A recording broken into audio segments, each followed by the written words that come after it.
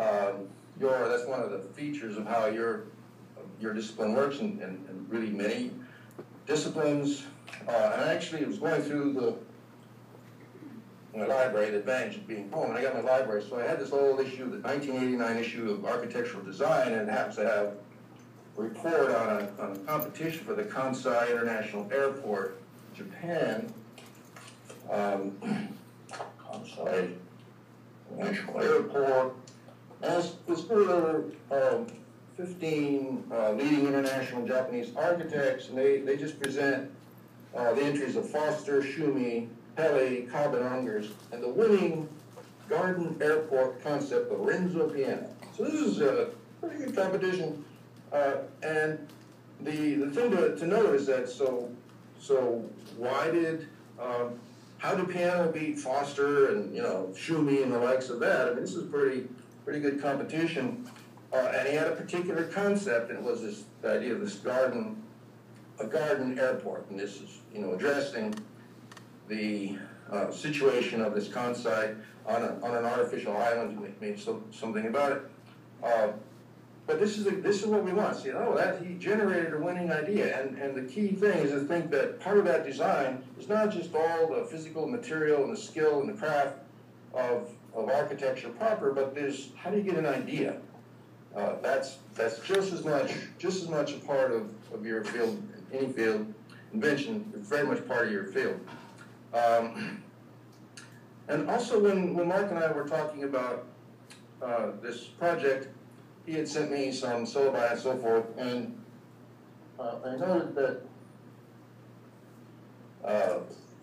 sometimes in that very seminar you've used this, people had taught from Robert Venturi's collection here. He published his thesis. Oh my heavens, there's pouring rain out there. That's not snow. So Venturi published his MFA thesis from Princeton, 1950 MFA thesis, and I just want to read you the opening, the very introduction. He states, begins with intent, and this is an interesting notion in itself. So he says, and here's his statement of his problem. So he's picking this problem. The intent of this thesis problem is to demonstrate the importance of an effective setting on a building. Right? It goes on. So he picks the problem, the effective setting on a building. And you could go through this thesis and you could find his CATTt. But this is part of the issue to note, is that there's such a thing as problem finding. And it's different from problem seeking. I also came across this book. Problem seeking is an architectural programming primer. It's once you've got Kansai Airport or something, and the program that is more specific. But there's the larger issue that doesn't resolve the design problem, and that's where that's the sort of thing we're using CATTt to get at, is that kind of problem finding at that level of invention.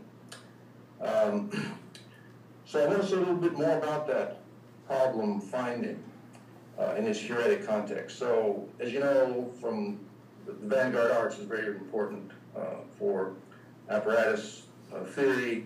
I'll be saying a little bit more about that, but I want to talk about Picasso as an example. He's such a figure. Let's see if I have book here. Yeah, there's a really fine book, art historian Michael Boxendahl. He's got this book, Patterns of Intention. So there's that word intent or intention. And what that tells us is that we're working here in this literate frame in a very rational kind of way. And very literate, still very literate sort of way, bootstrapping ourselves from literacy forward.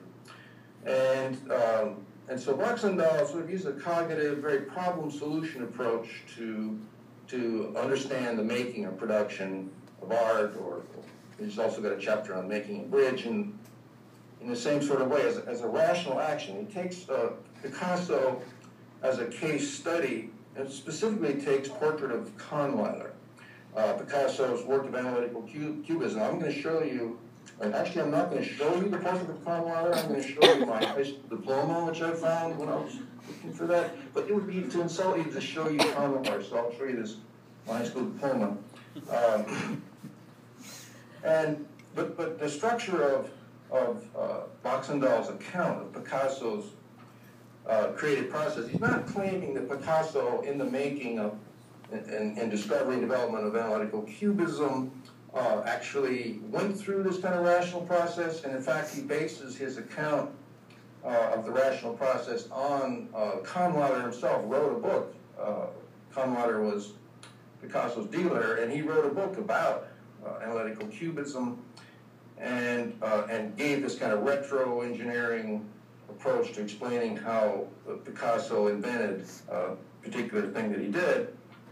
But the way he put it was that on the one hand, there's this idea of a charge, called it, that an artist or like you as an architecture student, you get a charge from your culture or larger culture, which has to do with the cultural context. And here often what might be the contrast. So we say, we don't want a certain kind of thing. We push away from something that already exists, and clearly, we know from the case of Picasso and the whole avant-garde tradition, they're pushing away from the Renaissance commitment to linear perspective as, developed all the way back in Renaissance Italy, and they're pushing against that. And then specifically within that, there's this idea of a brief. So Picasso sets a brief, which is a very specific problem, and the problem that the way he puts it is how to represent 3 dimensions on a 2-dimensional surface. I mean, this is a fundamental problem of painting as such. I mean, so you got a 2-dimensional surface, you're gonna use 3 dimensions, but you're not gonna use linear perspective. So that sets the brief for his invention process. The contrast is linear perspective, Renaissance tradition. His target is the market. This is one of the part of Picasso's interest for us as an exemplary figure of the avant-garde. Is he's changing over institutionally, economically. There's an economic institution. Certainly, this is part of architecture, very big part of architecture. But it's a gambit. So Picasso is not going to go with the salon system. He's not going to go with state support. He's not going to go with the old patron system. But instead, he's moving over to something new, which Conlader represents, which is the dealer, the gallery, the dealer, free enterprise, commodity system of art, market. So he commits to that. That's his target. But then the question is, so what is a painting in that context? What is a saleable market painting? That represents part of his CATTt. And this allows us to say, all right, and here's a feature that maybe doesn't get brought out as much in the essays that I've written about this. I don't know, Mark has framed it for you. But the way the CATTt works is it begins with stating a problem, and the problem is constituted by the contrast and the target. So that's the problem for you. In a way, if we think of say Asian art has this idea of empty and full, so it's as concerned with what is empty as it is with what is full, and these two things interact to form render a work. So here, contrast and target set. So contrast is empty. It empties out what's already available in the charge. We already know how to make a painting. We've already solved the problem of how to represent 3-dimensional, 2-dimensional surface linear perspective. All right, I'm emptying that out. I don't want that. On the other side, I've got a new situation. I've got the dealer. I've got the market system. Private enterprise and commodity investment in art and so forth. And we need a painting. We need some kind of painting to put in there. We don't know what it should be. So that's also empty. There's two emptinesses. And how do you fill them up? So that's the problem. They're set by contrast and target. And then the way you work, and the way you'll be working in your own case, is in the generator, you make an inventory. You make an inventory of the contrast. You make an inventory of the target. And you say, well, what are the features, independently, just let me find out what, 5 or 6 of the major features are of where the need is, and then I will address those needs with the solution. So that's the next step in the CATTt, right? All right, here's the solution. And the solution comes from the analogy and the theory. So this is the work of the analogy and the theory and the positioning of the generator. And we know in Picasso, and it's a nice case, and if you remember what we're looking at here is the portrait of Conrad, that what's really nice about Picasso is we all are very familiar with his analogy. So he's looking at in the museum, anthropological museums there in Paris. He's looking at African masks for the first time. He's seeing these as art, and he's getting another idea about how to represent space in using geometric planes. And even locally, he's got a very specific tool, which is part of his charge in Cezanne. So Cezanne is precedent. He has this notion of passage, which is a particular way of dealing with planes, of continuity across planes, and that high viewing angle and so forth. So he can take that tool over in the context of his analogy and start to have a set of properties. You inventory those, and seeing the portrait of Conrad, what his particular solution was at that time.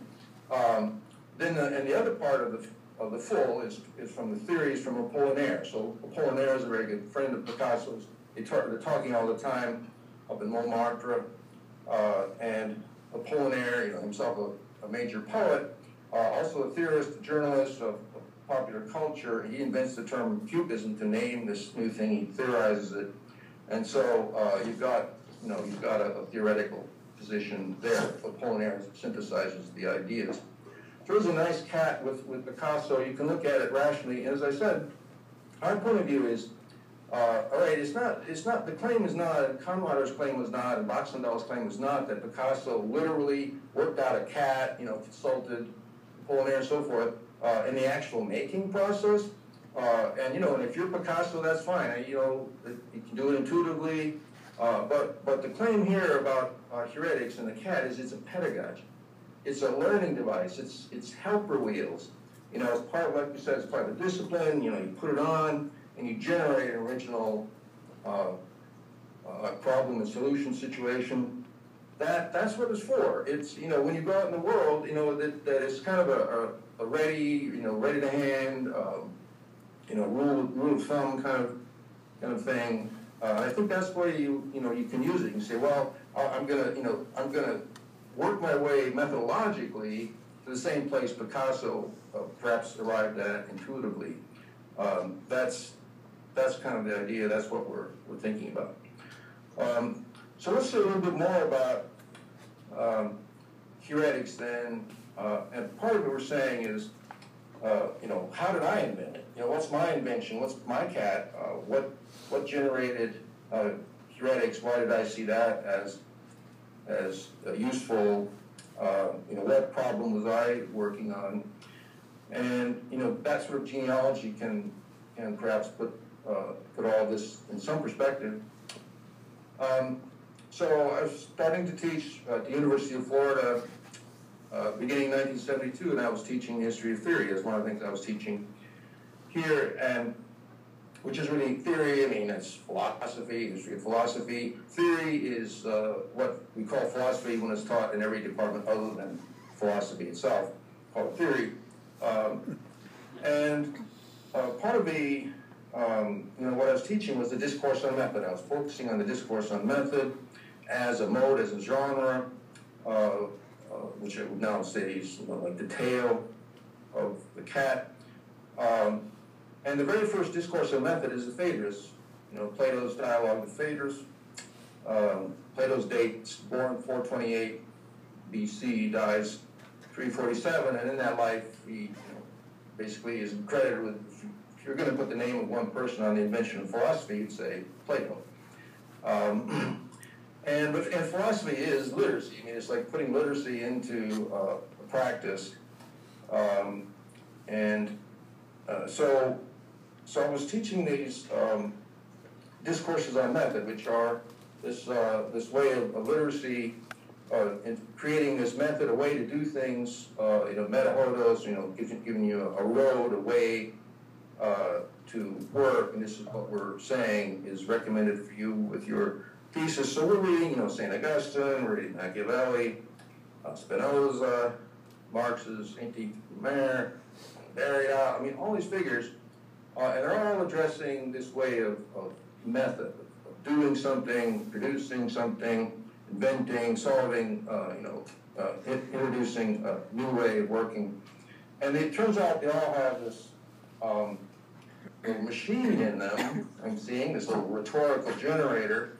And at first I was just using it as a way to teach these discourses, to have the students say, look, notice there's this CATTt, just acronym, call it that.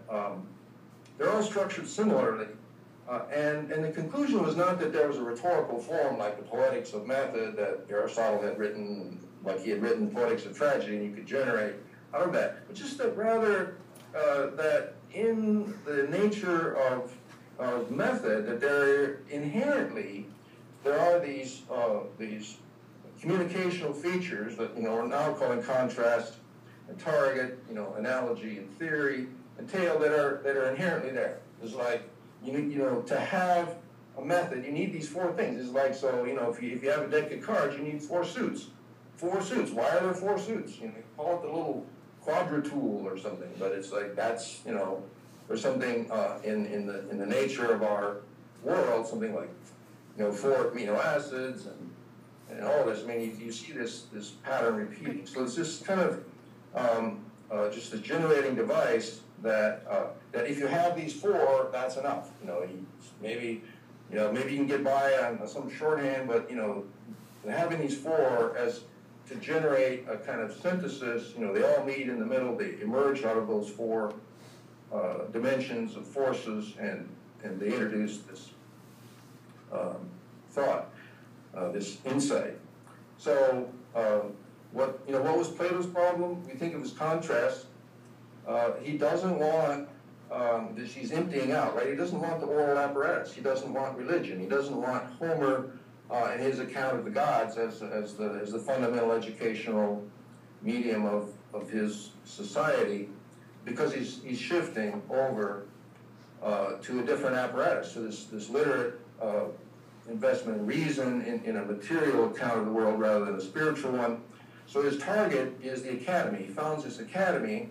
So that we're not going to teach in the old way, memorizing Homer and doing the rituals and Orphic traditions and so forth.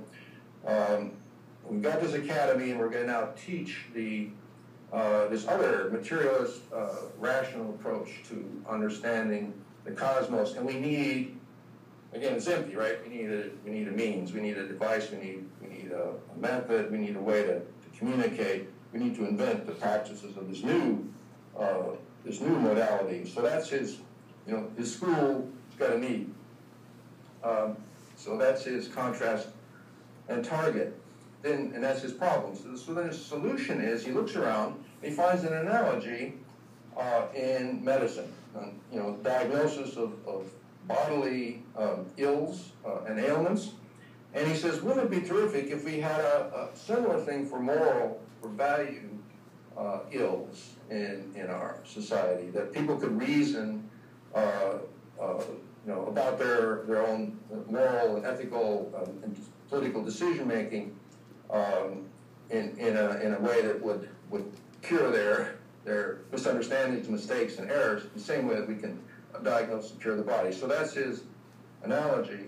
And then his theory, of course, is already, even at the very beginnings of method, there's already a pre-Socratic tradition, there's a Pythagorean tradition, and we know that Plato took from that the model of geometry as being a kind of a way to understand what was real, the forms of geometry being the sort of demonstration of this principle of the forms which were real and which provided the measure for the world. And then his tale is how does he communicate, how does he bring people into relationship with this problem and solution that he has, and that's the dialogue, and the dialogue is kind of an interface metaphor. He dramatizes Socrates out talking to people in the world who are making these errors of reasoning, contradicting themselves, and they're going to act on notions of piety. They have no idea what piety is. They can't define it because that's, of course, a literate skill.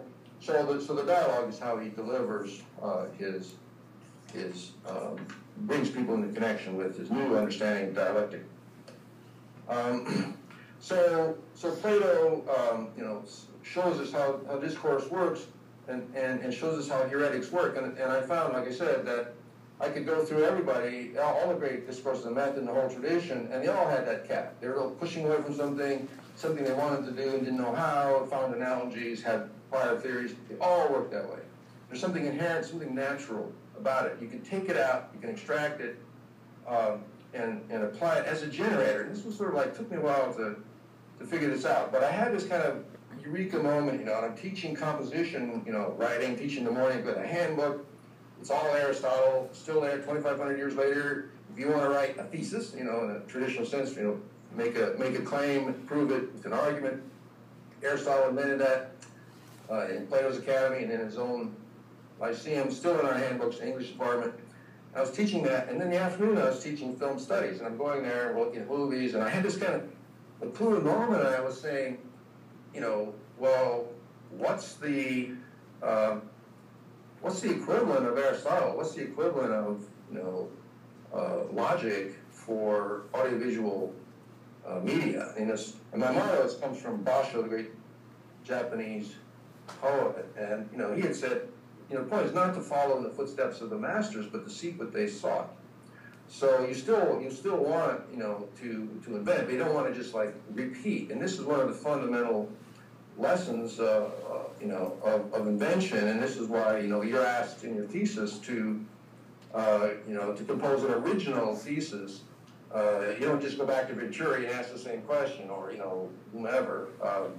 But rather you're supposed to set your own brief. Whatever you receive the charge from the institution, but then you find a problem, you set your brief. And so that's, in a society of the spectacle, I was receiving that charge as well. And so I set my brief.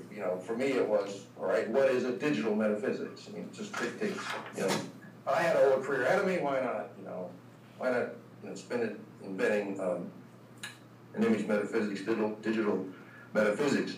So I started with contrast, and sort of ironic, I'm still stuck in the contrast, if you like, because the contrast is school, right? The idea is that if you're going to invent, it's going to be different. It's not going to be, like if I'm just going to reinvent the essay, we already got the essay. We don't need the essay. We don't need the thesis in the sense that we know how to do it. It's great, it's terrific as far as it goes, but, it's inadequate now to what we're calling electracy, which has, been emerging since the beginnings of the Industrial Revolution. So I set contrast as school and even the thesis. It's not a bad thing, which is like, you inventory and say, well, whatever, the new Electrate metaphysics will be, it's not going to be that. That's still going to be around, just like, religion's still around, science still around, but, we need this new kind of reasoning relative to our new situation.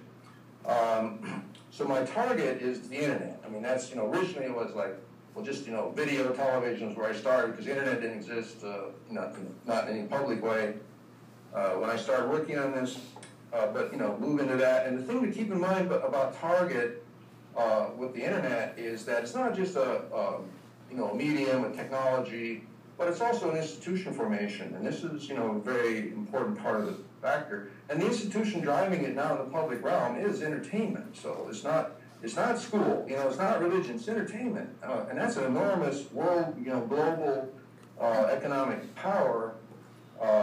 And, the corporation has kind of pretty much colonized that institutionally at this point, but, it doesn't have to remain there. But see, that's sort of so for me the problem was, all right, not school, this new entertainment, medium of, however it's evolving technologically, television or the internet. So that set up my problem. Then my solution was, first of all, analogy. So the analogy for me is the avant-garde arts. We've already talked a little bit about Picasso living Montmartre, when he's inventing his new kinds of painting.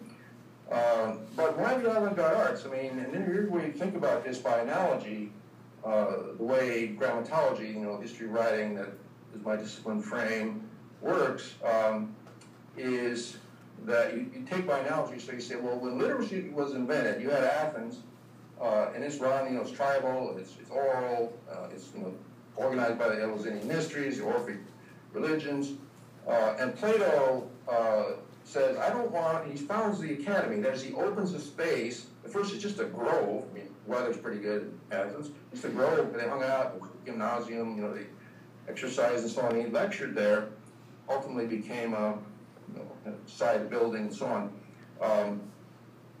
And he opens up this space for pure reason. He said, here, don't come in here if you don't know geometry. That was on the door.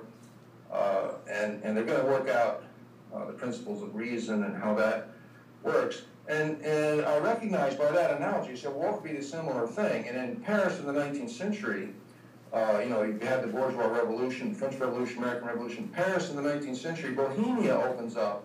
This Bohemian world opens up on the outskirts of Paris, Montmartre, and the cabaret scene there. It's an entertainment scene.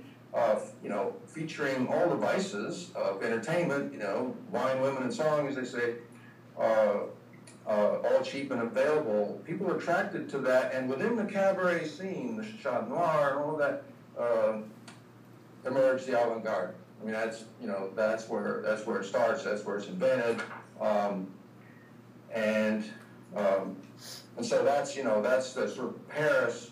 The cabaret scene is the academy in the Athens of electracy. So you see, well, what was invented there? And this is an interesting point to say, the logic of the avant-garde is the logic of, we promote it up into the logic of metaphysics of electracy. So all of that's going on there, that's what we're learning, is we need to not just look at that and study it and analyze it and so forth, but yeah, okay, we need to do that, but in order why? To use it. That is, to put it to work as itself, a rhetoric and a mode of thought. And it turns out that actually creative thinking is already very electrate, if it's allowed to, be brought forward and used systematically.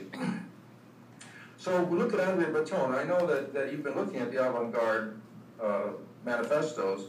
I was just going to mention André Breton's, just refer a little bit to it in heuretic terms, André Breton's second manifesto.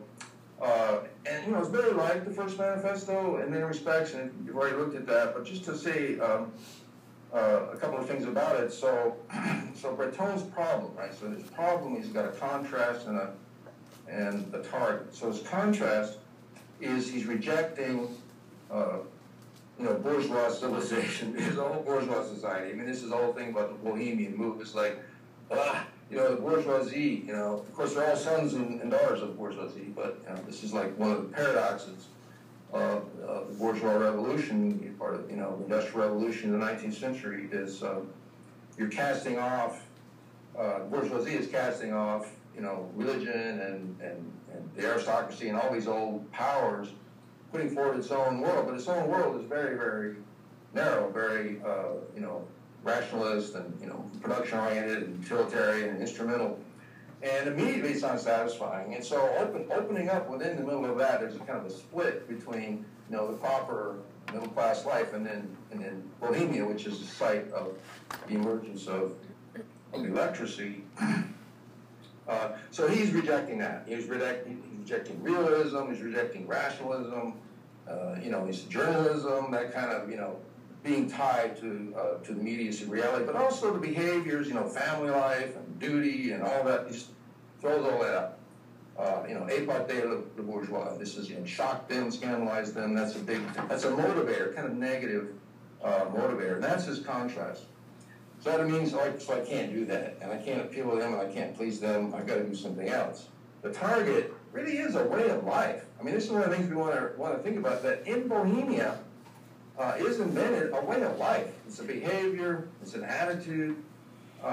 Which we're beginning to see. Some of the fruits of, if you like, both bad and good. You might say Las Vegas is really, Montmartre kind of writ large in an attempt to make it appeal to everybody, family friendly, compromise with the bourgeoisie. But what we want to think about there is that the target is not science. Doesn't, you know, we don't want to do better science. We want to have more fun. I mean, this is the target. We want a way of life. We want a lifestyle. Lifestyle itself as the style that the avant-garde wants to invent and bring into the world. And it's not just art. Is not just for artists anymore. Art is, you know, for life. So that's his problem. Now his solution, his analogy, as we already know from the first manifesto, Freud is already, you know, in there, and you know, in terms of his theory, but in terms of his analogy, he's still interested in this idea, as he says, the meeting point between what we already have is this empirical utilitarian life, and it's not to get rid of that, but we want a meeting where it's convergent with the fantasy and dream experience of the world. That the imagined, dreamed, fantasized world is as important and as much of reality as this empirical utilitarian world. So he wants this meeting, this intersection point there. So you can say, and specifically what he looks to is, well, where have we seen, you know, looking for an analogy, right? He's looking for other practices that already took seriously this invisible spiritual dimension of reality, and he finds it in, as many avant-garde artists did, he finds it in the Hermetic arts, Hermeticism, the Kabbalah, alchemy, the occult. And when you read, those of you I know, some of you have studied these artists. I mean, Duchamp is a very famous one. His Green Box and so forth is full of these kinds of references to, you know, alchemy and so forth. So that's the kind of analogy to say, well, what happens if you took seriously methodologically these other forces of experience, you know, that we think of magical or occult and so forth. So he finds an analogy there. And remember, the idea with the analogy is not, what you want is the functionality. Like, he doesn't want to be a cabalist. He doesn't, you know, he's not trying to, you know, turn lead into gold, but that, he's learning from his analogy how you can make, you know, the dream and the instrumental coalesce in some way. So that's his analogy. His theory, as we know, Freud already is justifying this attention to the dream and the joke and you know, the fairy tale, and the archetype, and all that. It's already justified, but he adds Marx in the second manifesto. And this is the sort of an interesting term, and you can really make sense. I mean, he's saying, well, you know, I've been saying we need a revolution over against, you know, bourgeoisie, another revolution, or, you know, rejecting their account of what, you know, what matters in the world. So why not say the proletarian revolution? You know, all right, so it's on the collective side, sure. You know, dialectical materialism, historical materialism, you know, the theory of Marx about that, why it's happening, where, you know, how history is working. He takes that over and says, okay, surrealism is on the side of the proletarian revolution. It doesn't change anything about, you know, my methodologies, you know, automatic writing and so forth, and even justifies it in the sense that and this is very electrate, that in electricity, what happens behaviorally in terms of identity experience is this move from individual into collective being. So what interests, I think, what interests Breton, the surrealists, in Marx's account is this idea that Marx is suggesting that there's a new kind of entity, a new dimension of being which is possible in the identity sphere in modernity, in, you know, what we're now calling electricity, industrial revolution. That is a collective singularity. That is, he's imagining the proletariat as becoming itself aware, as an identity, as a group, as a whole, having a similar interest in the future, which is at a collective level of identity. And, you know, I mean, Heidegger is a great existential phenomenologist, you know, sort of came to the same idea in his work from a completely different point of view. You know, he starts with Dasein, which is, you know, individual being, infinitude in the world, and as his philosophy evolves, he gets this other idea, Ereignis, called the event, which is a sense of actually being is concerned with this collective dimension of the world and of the real, and that the individual being comes into its nature through this collectivity. So that's sort of a general movement there, and we see in Electricity, and we see Breton recognizing that in his turn to Marx, saying, yeah, collective singularity, that is, you know, a whole collective of people coming to self-awareness as an identity. And so I think that was really part of his interest there philosophically.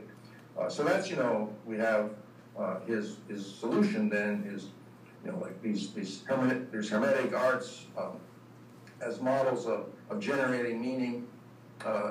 Freud and Marx as his philosophers suggesting, giving philosophical support, some direction. And then Matteo, as we know, is his manifesto form itself, but even and also his other sort of works.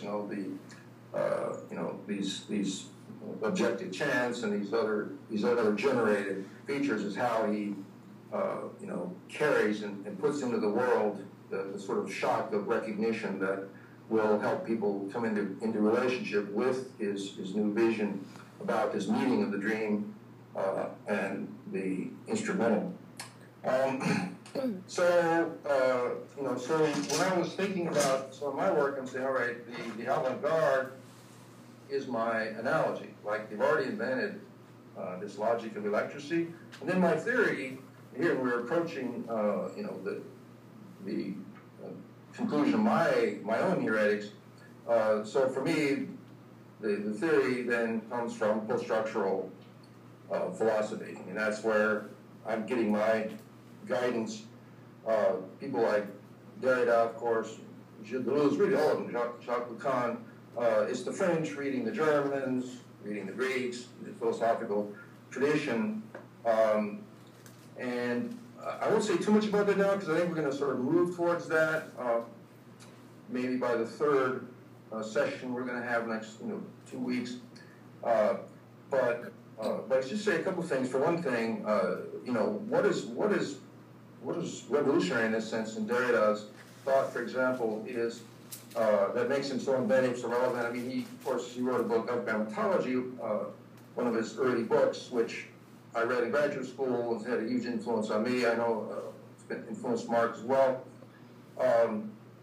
But what's amazing about Derrida is he says, very, very aware of this new paradigm of shift into of media into electracy, and he says, remembering that by analogy, so how was literacy invented? Aristotle, when he invents propositional logic, and he literally invents logic. I mean, logic did not exist before, the academies in Athens, and he just picked out this one part of language. The declarative statement, the proposition was said, what is X? And he said, I accuse you of being a pain. This is indicted, that's what category means. He indicts this thing being a pen, and he proves it by giving a definition and showing its properties match the definition.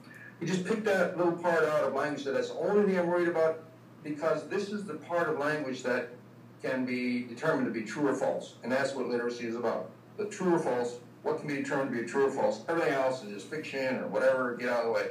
Because science is going to, the empirical, evidence-based reasoning is focusing on that. And they left out a whole bunch of other stuff, And what happens in electracy is that all comes back in. So now we say, okay, that worked fine for science, we got that. Now let's take up the rest of the stuff, which is to say, people's affective, emotional, embodied, nature, which is full of fantasy and bizarre, behaviors and, murder and violence, whatever.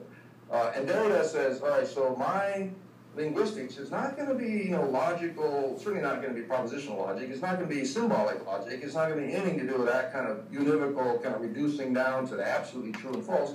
But rather, he said, I'm going in the other direction, and I'm taking from the arts, because, art is where the logic is being invented. I'm taking Joyce's Finnegan's Wake as my linguistics. Meaning to say everything that language can do is now open and available for reason, to support thought. And we know Finnegan's Wake, what happens there, it's the whole book is a macaronic pun. I mean, all the languages Joyce knew, he uses to write this kind of mythological story. And Joyce knew basically every European language, and he runs all these puns.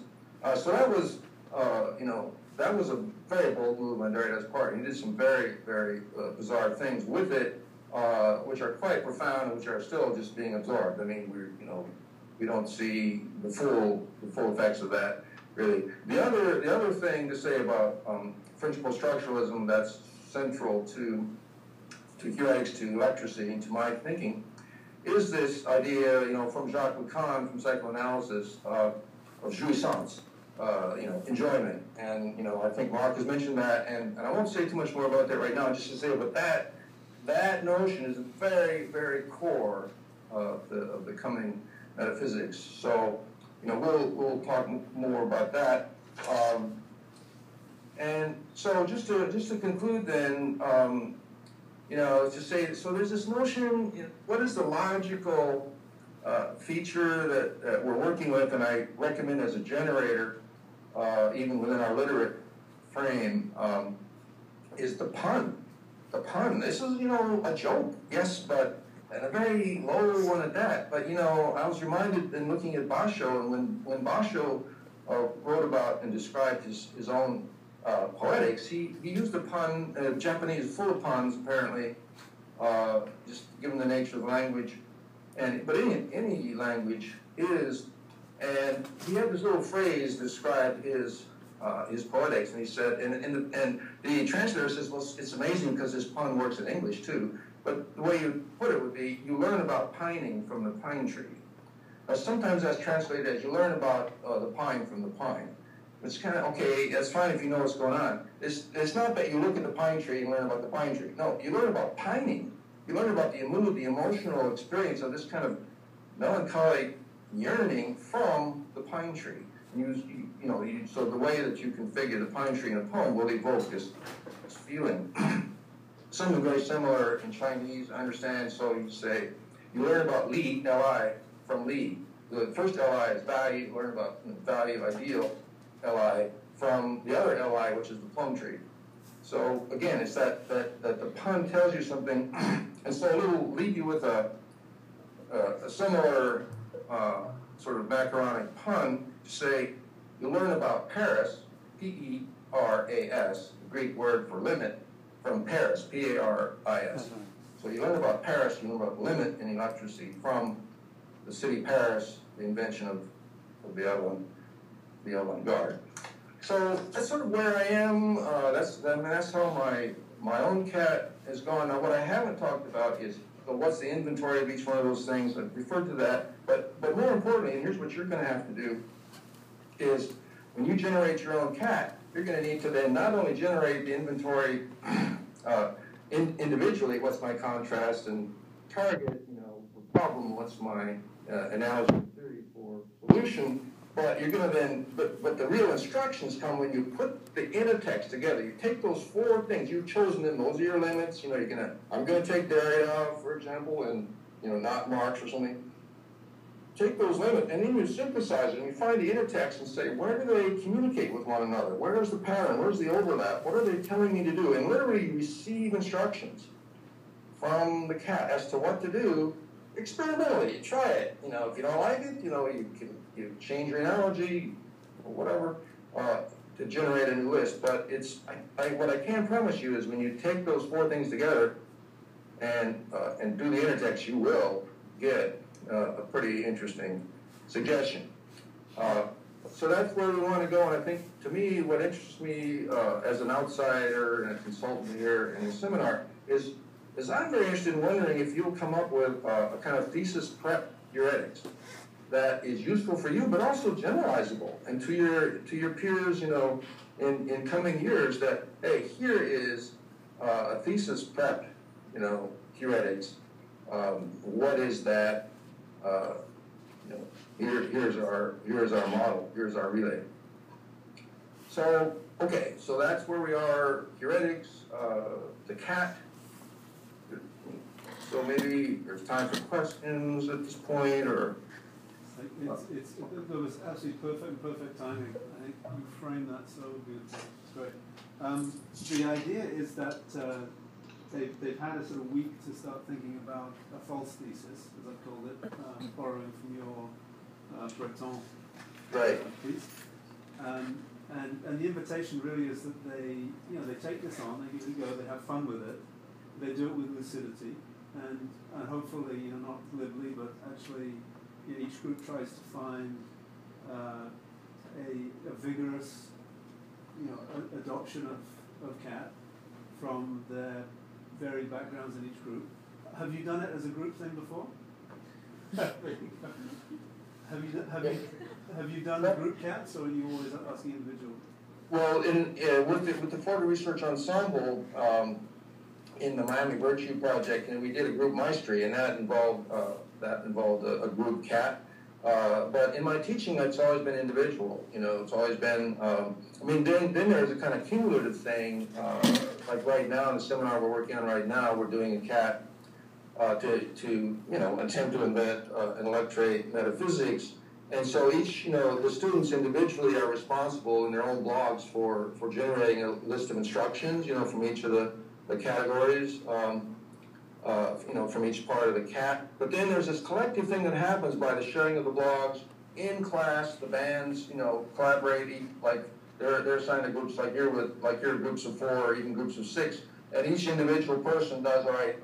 We need a set of 5 or 6 instructions. Each individual person does one instruction. They meet outside. Each picks one particular thing and brings it forward. So there's kind of a collaborative process, which then leads us to being committed to a certain set of instructions that we've agreed upon. Even though in our own individual, when you go back to our own individual work, we can then pick and choose, right? Give a different emphasis. Maybe we didn't persuade the group to go along with a particular one or something. So I see a kind of collaborative way in generating, the process, and then coming back to your own particularization, your own variation of it. I see those as working together very well. I would say one of the oldest tropes we have is the individual thesis, the individual work, and I suspect it's bound up in the apparatus that we use, which is the drawing. The technique of drawing has sort of forced, has denied a collective creativity in architecture production. And you imagine as soon as you get hold of a computer and you realize it's a device for shared protocols and communication, that there should be the birth of collective creative things. And you see it tentatively, but not yet in the schools. There's not that much opportunity, and there's certainly I don't think the Institute really allows for collective thesis. Everybody has to produce their own thesis, of course. But so maybe this is it's one of my contrasts. That I'm very much mindful of in my work is how do you genuinely create a collaborative creativity in architecture. It's an interesting problem. So absolutely. Mark Jarzenbecker just walked in. Perfect timing. Excellent.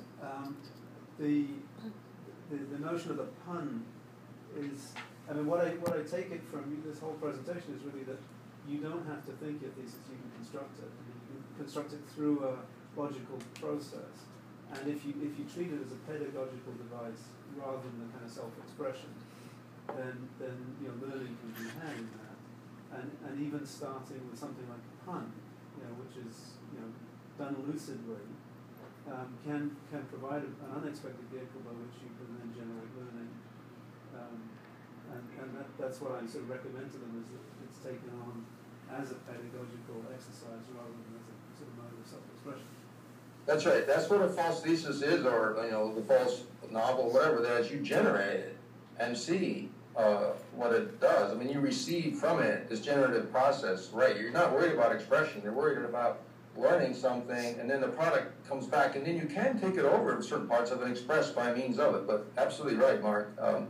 That's a good transition point right there for next week. Okay, beautiful. Well, I look forward to it. I hope it will be spirited next week. I hope you enjoy it. And you and I will communicate offline and about next week. So absolutely. Okay. Thank you so much, Greg. It was great. Thanks so much, everybody. Good. Thank you. See you later. Bye.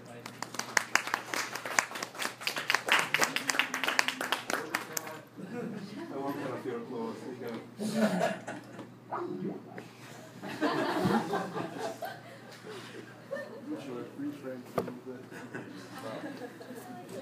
Hey Mark, welcome.